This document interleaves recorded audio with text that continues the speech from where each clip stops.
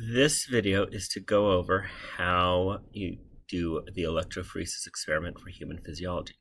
At your table, you should have one P20 micropipette, a gel, a ruler, one of the electrophoresis setups, and a set of unknowns. What I like to do when I get to a station is make sure everything is turned on right. So for the P20 micropipettes, you need 20 microliters. Now, if you look at it, you have a black number, and a red number. This is the tens place, this is the ones place, this is the decimal. So to do 5 microliters, I actually want to read 050. So I change it on by moving this black knob, like so. So when I move that, it changes to 1, 2, 3, 4, 5. So it now reads 050. It is 5 microliters. For the power supply, you are sharing the power supply with your neighboring group. So turn it on, and you are going to set the voltage. And you're going to set it to 150 millivolts. So you turn it up, and you have 150 millivolts. Oops, too far. Now, do not click start. You will not click start on this until both groups are set up.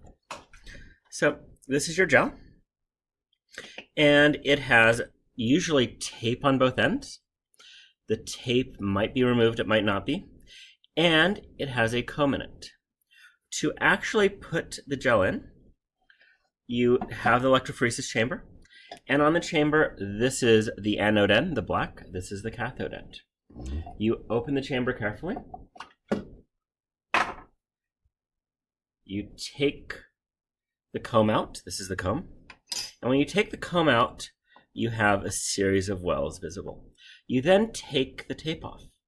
1 year, a clear tape was being used, and what happened was that we left it running for half an hour, nothing happened. Tape apparently makes a very good insulator.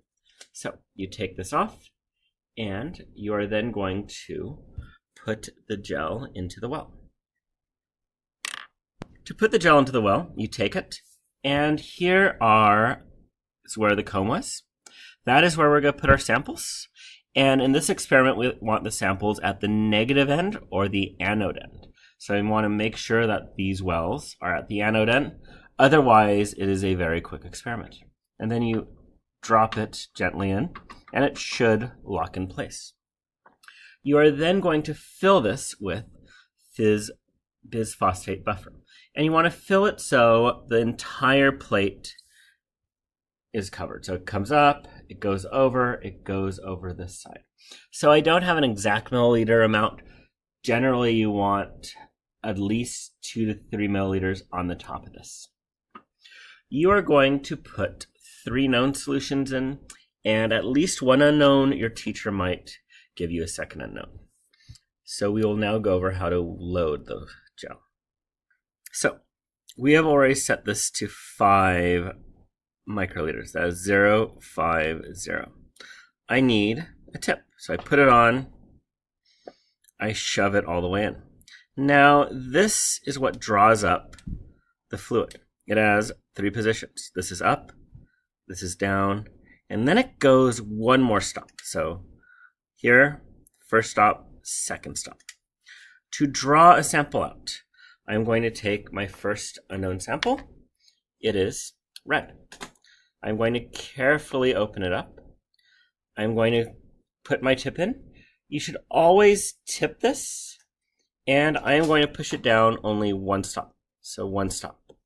I'm then going to put my tip in, and I put it in at an angle. And then I drop the sample. There's not that much sample. Now, before you do anything else, close the sample, put it away. Now, I'm going to show you how to dispense it into this. To dispense it, I'm going to click it down once. There's still a little bit left in there.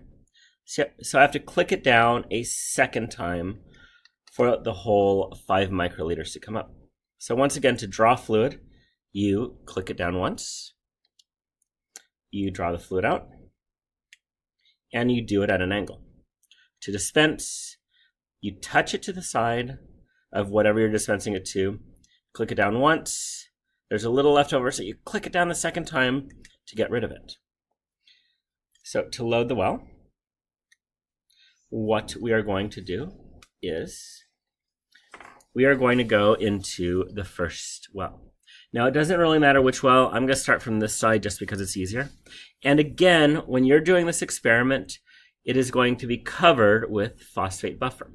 If I dispense it right here, it's not going to go into my well. So what I'm going to want to do is actually stick it into the well itself,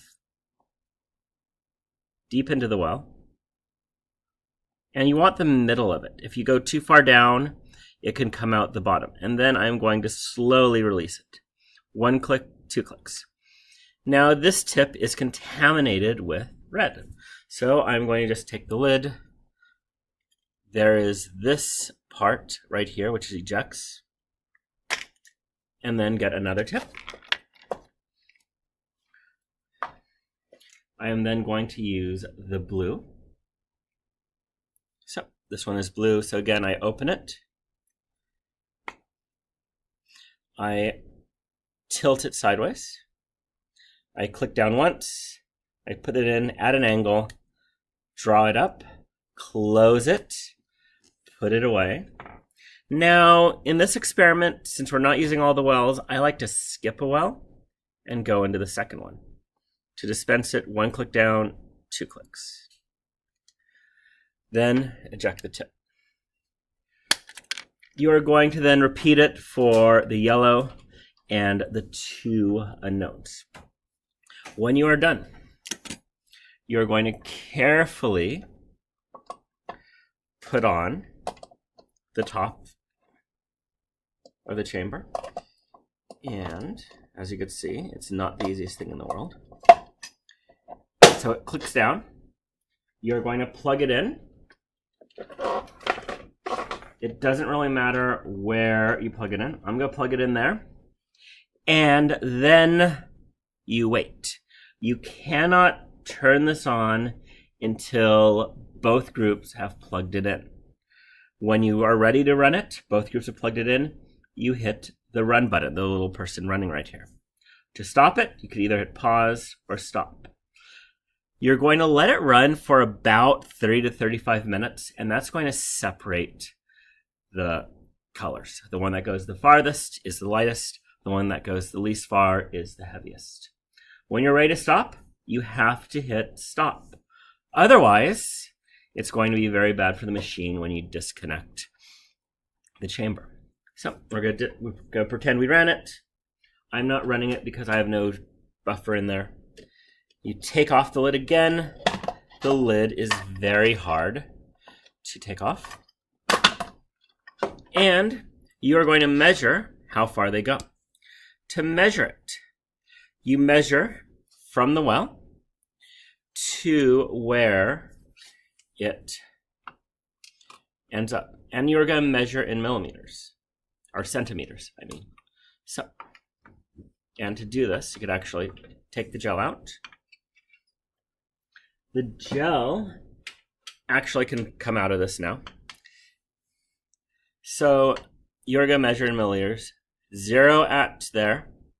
And let's say the red goes all the way to the 8. So it went 8 centimeters. The blue, let's say it only went to the 4. That is going to be 4 centimeters.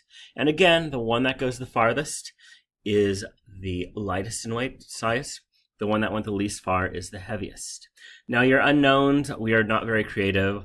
The unknowns are usually green or purple or orange, so it'll be combinations of known colors. Thank you very much.